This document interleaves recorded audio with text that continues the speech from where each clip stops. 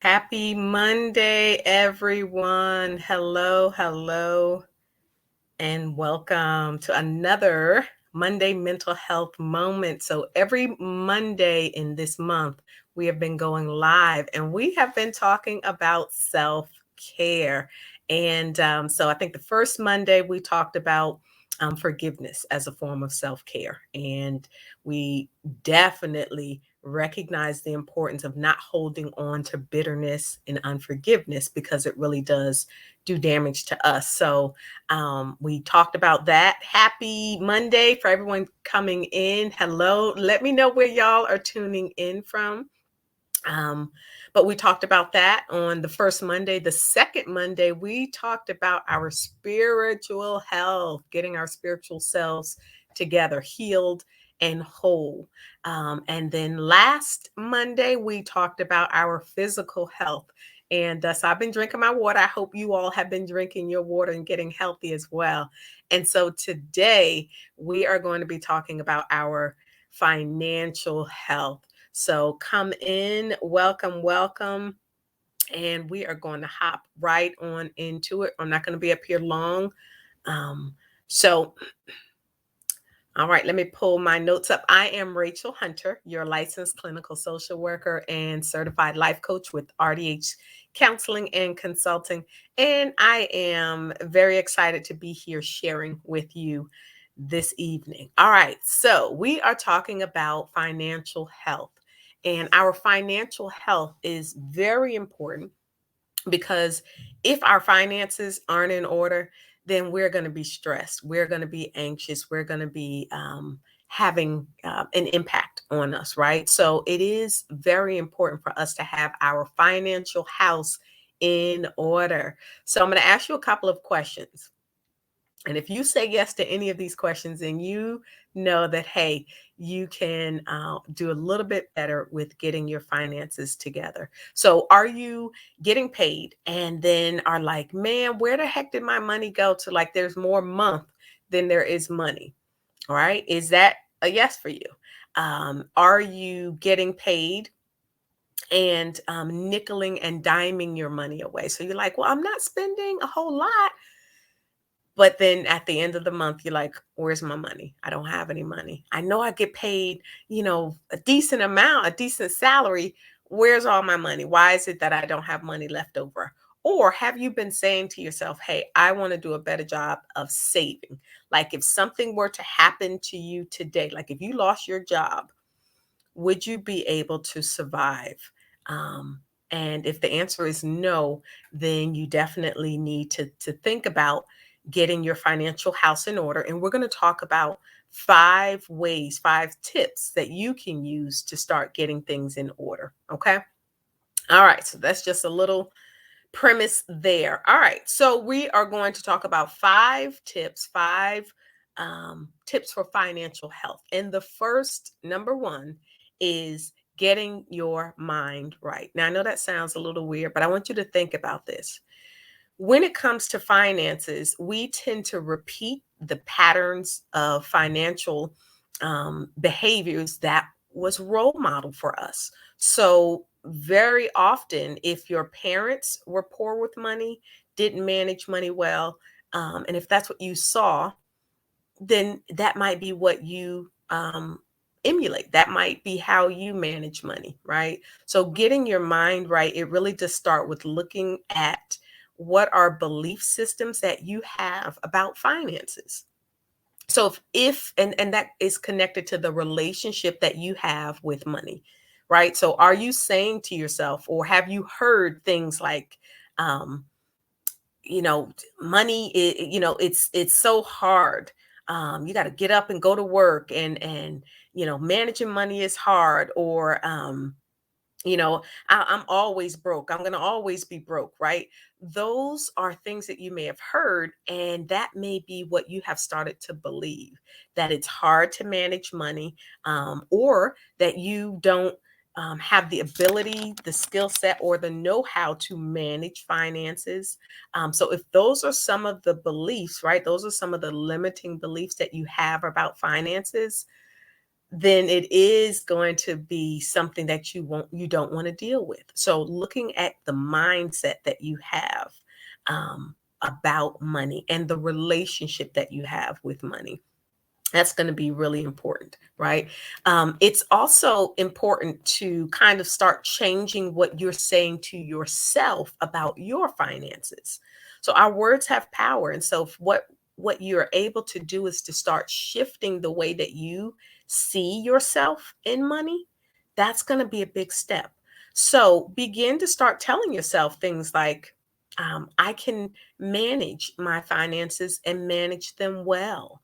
Um, I love the relationship that I have with my money, right? So what you're saying to yourself about finances and about your relationship with money is going to play a big role in how you manage your finances moving forward. So getting your mind right, challenging any limiting beliefs that you might have, um, is going to be first and foremost, number one. That's the thing that you've got to do, is to get your mind right. Okay. So moving forward, we are going to manage our finances. We are going to do well. We don't have to be afraid of our finances, right? We can put that outside of our mind. Now, there are a lot of people that are afraid of dealing with their finances, and so they never do it. And so, because of that, now their finances is in array. So, I don't want you to be afraid of it, okay? Which is leading us into number two. I want you to take inventory, okay? You won't know where you are unless you take inventory. So, what this looks like is I want you to take some time and sit down and get a notebook or whatever you use. But I want you to identify the debt that you have, right? So the bills that you have, how much they are, when are they due, like write all that information out. So make an itemized list of every bill that you have monthly, quarterly, yearly, like make that list out, how much it is, when the actual due date of it. And then I want you to also list your income. Okay. So what is the income that you have coming in? Excuse me. I want you to list that as well. So that's the first thing, is to really start getting a handle on what your money situation is like. You won't know until you actually sit down and do this. So if that means that you have to set aside some time, get quiet, gather all your bills up, and do it, then go ahead and do it, because this is the way to get a handle on your finances so that you don't have to be stressed about it anymore. Okay. So that's number two, is to take inventory, list your bills, as well as your income, your due dates. The next thing, and this is one of the things that I teach in the budgeting course, is I get a calendar, and on the calendar, list on the calendar when the bills are due. So if you get paid the 1st and the 16th, then the bills that are due, at the beginning of the month, you set that up, you have that up there so that okay, this paycheck is to cover these bills. The other thing that we talk about, and this is from Dave Ramsey, is also budgeting in things like fun, right? So if you're able to budget in some entertainment, like you you need a break, right? You do need to be able to do things. So it might be small things, just depending on what your financial situation is looking like. But take inventory, list out what bills you have, the debt that you have, as well as the income that you have coming in. Okay. Number three, track your spending. Now, oh my gosh. So I remember maybe about 10, 15 years ago, I was getting paid and I was like, okay, where is all my money going? Like, I'm not buying huge, big things. So I started tracking my spending. And what I did was, there was a worksheet. And for the week, I just tracked it for the week. And every time I spent money, and a lot of times it was a card, right? So I would just swipe, swipe, swipe. And what I found was, and this is what got me on track with my money, I spent over it was like 258, I think it was, almost $300 in little things like Wendy's, McDonald's, going to the movies. And so I would never, because I was like, yo, where's my money? Like, I know this is how much money I make. And so I know this is the bills that I have, and I know that this is what I'm supposed to have left over after I pay my bills, but it wasn't there. Well, it was because I was nickeling and diming the money away. So that was a big eye opener for me. So it is important to track your spending. So that, I think, is going to be the biggest eye opener for you. If you take time, today's Monday. So if you take time this week and write down every time you spend your money, write it down. So carry a notebook with you. That's going to be your homework. I want you to every day this week have a notebook with you or in your phone. Um, Write down every time you spend money what you spend it for. And at the end of this week, I want you to see for yourself exactly how much money you're spending. Now, that is beneficial for you to do that for two reasons. One, you get to see how much money you're spending, but two, it kind of stops you in your track. If you know you've got to write it down, it kind of will make you second guess. Okay, well, do I really even need, this McDouble or whatever it is that you're trying to spend? Okay.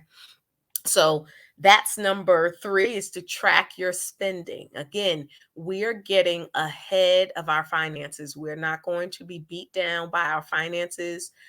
Instead, we are going to take control of our finances. Okay. Um, Four, identify your financial goals. So that's going to be important, right? Like, what are you trying to do? Is it important for you to be able to have a certain amount of money in your savings account? Okay, if so, then that would be one of your financial goals. Do you have a credit card, let's say, that you're trying to pay off? Then that's a financial goal. So identify, what are your financial goals? What are you working towards? Now, you're actually going to have to sit down and do this. When you identify your financial goals, it's important to make sure that your goals are what we call SMART. And SMART is an acronym. So SMART is specific, measurable. The goals that you're saying you want to make sure that they are actually achievable or attainable. Like, this is something that is you're going to actually be able to do, right? So to say, hey, I want to, save $1 million in 2 weeks, right? So that might not be an actual attainable goal. And then R is relevant. So you want to make sure that the financial goal that you have is important to you. Like, don't just do it because you think it's important for someone else, but it has to be relevant for you, right? You have to have your why. Why am I doing XYZ? Why am I trying to, whatever the goal is, it needs to be relevant to you, because if it's not, then when the rubber hits the road and it's time for you to put in discipline, it's going to be a lot harder if it's not relevant to you. So that's going to be important. And then T is, there needs to be like a timetable. Okay. So instead of saying, hey, I want to start saving money, that's not what we would call a SMART goal. But a SMART goal would be something like, I want to save $1,000 in the next 6 months. Okay. So it's very specific, it's measurable, it's attainable, it's relevant. And there's a time frame up there, so you will know when you've accomplished the goal. So that's number four, is identifying your financial goals, making sure that they are SMART. And so listing them out in a way that is going to make sense for you. And when you set these goals, you are also identifying. So I'll use that example again as wanting to save $1,000 in 6 months. Well, if we know that, right, that would be what we consider the long-term goal. So now we back up from that goal, and that will help us to determine what our steps should be now. Okay. So if I know that in 6 months I want to have $1,000 in my savings account, then I've got to start doing some things now. And that takes us into number five, which is be intentional. Okay. So if I want to start saving or have $1,000 saved up within 6 months, what do I need to start doing now? So there's a couple of things that you want to start doing. One, you need to have taken inventory of debt that you have. If you have unnecessary debt, and by unnecessary, and this is some of the things we talk about, the difference between your needs versus your wants. So being able to identify the difference. But this unnecessary debt, like your cable, that's unnecessary. It's a need, it's not a want.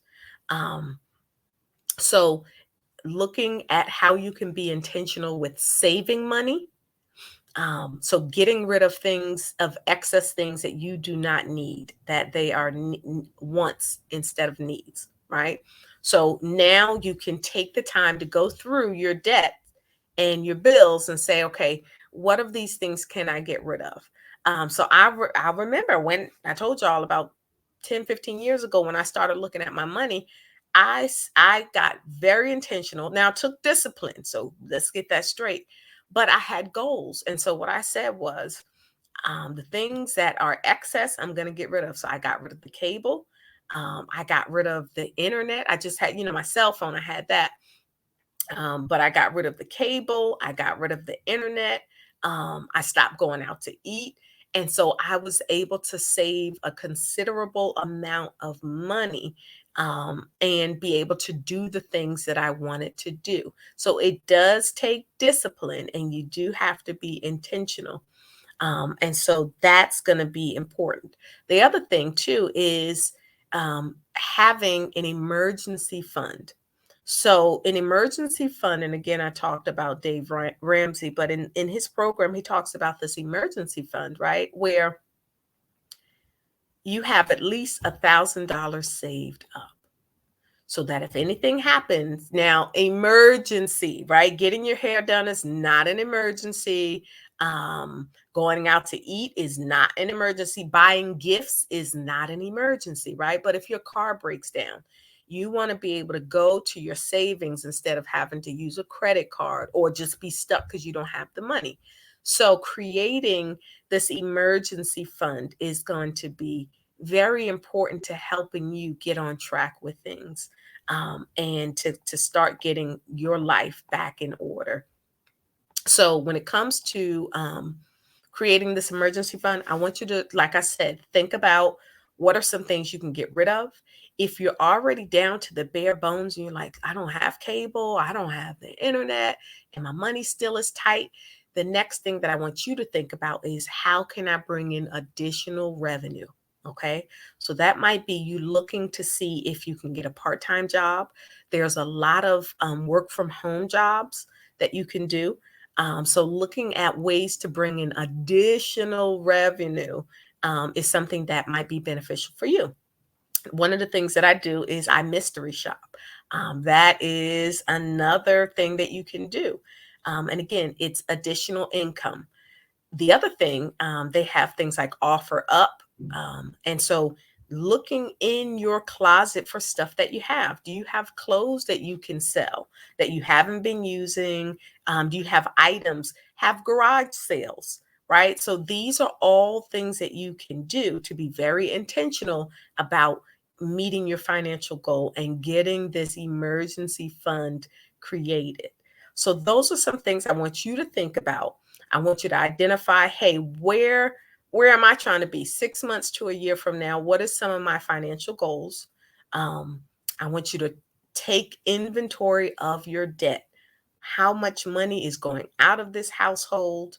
How much is coming in? So list and identify the bills that you have, the debt that you have. Look at the debt and see if any of them can be sliced. Can we get rid of this? If you can't get rid of certain things, look around and see, can you get it for cheaper? So think about like your car insurance, right? You need, now that is a need, right? You need car insurance, but have you checked around to see if you can get a lower quote, from another insurance company?